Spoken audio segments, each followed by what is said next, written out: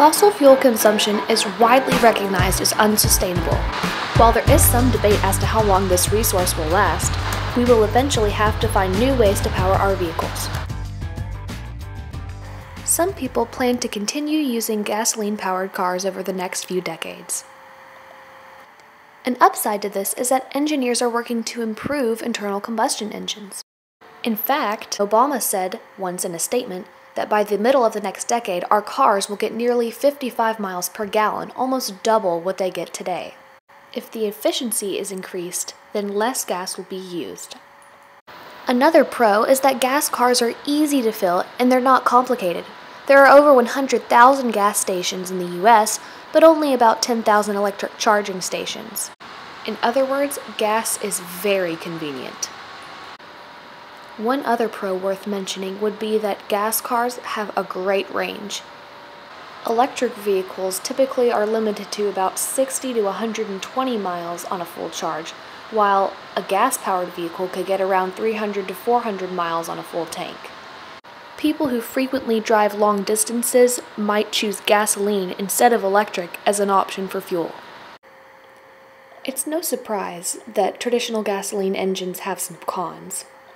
One con is that they produce tailpipe pollutants. In 2013, greenhouse gas emissions from transportation accounted for about 27% of total U.S. greenhouse gas emissions, making it the second largest contributor of U.S. greenhouse gas emissions after the electricity sector. The majority of these emissions are CO2 emissions resulting from the combustion of petroleum-based products, like gasoline, in internal combustion engines. The U.S. depends on huge amounts of oils from other countries that are unstable, and our economic security depends on them. In 2013, the U.S. imported about 33% of the petroleum it consumed, and transportation was responsible for nearly 3/4 of the total U.S. petroleum consumption. And here's a political cartoon related to this subject. 8 presidents, 1 pledge. Nixon through Obama. America must end its continuing addiction to oil. And of course, one of the most obvious cons to this is that fossil fuels are non-renewable energy sources, which takes millions of years to produce from natural processes such as anaerobic decomposition of organic matter. Bottom line is that this is unsustainable.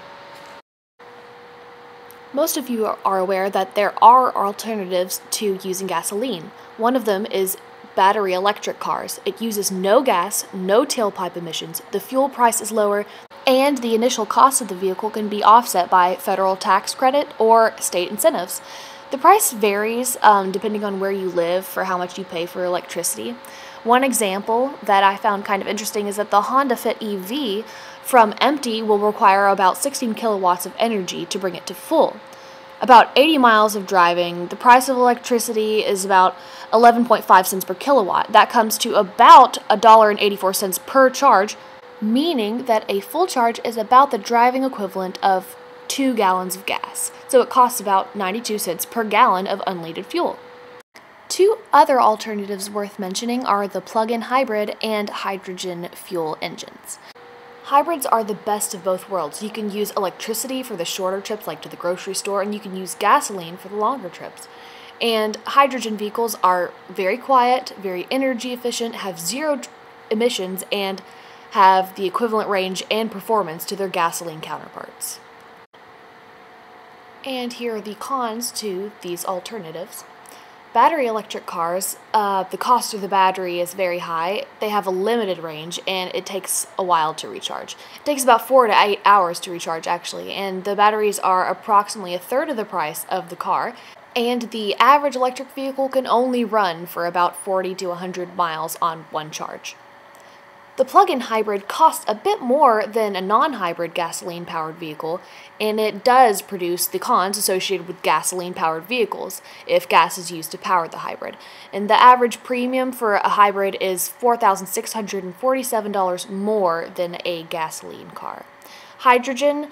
Gas stations are not prepared to fuel hydrogen vehicles. The carbon dioxide released in the process of producing hydrogen from fossil fuels also cancels out any benefits to the environment. So I don't really see any reason why anyone would want a hydrogen vehicle.